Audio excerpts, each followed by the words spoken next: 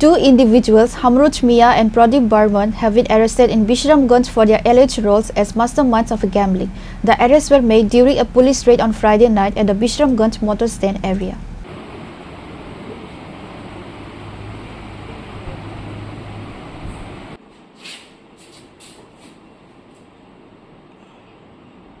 Bishramganj Police Station SI Subhajit Debarma told the media regarding the arrest and the incident.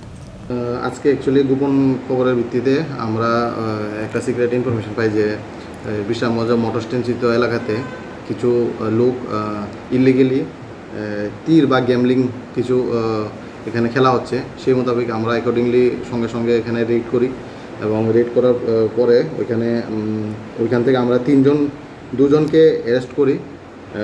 তাদের নাম হচ্ছে হামরুজ মিয়া এবং প্রদীপ বর্মন, এবং তাদেরকে সবগুলো ফর্মালিটিস সম্পূর্ণ করে তাদেরকে থানাতে নিয়ে আসা হয় এবং একটি 12 TG একটা স্পেসিফিক একটি ঘটনাটা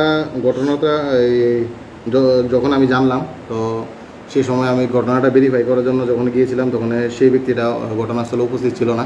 তো অ্যাকর্ডিংলি আমি ম্যাটারটা দেখছি, তদন্ত করে বোঝা যাবে যে ব্যক্তিটা কোথায় আছে এখন। আমি সেই বিষয়ে লক্ষ্য করছি। যেভাবে বলছিলাম যে আমি যখন ঘটনাটা হয়েছিল সেই ঘটনাতে আমি উপস্থিত ছিলাম না, কিন্তু ঘটনা আমি জানার সঙ্গে সঙ্গে আমি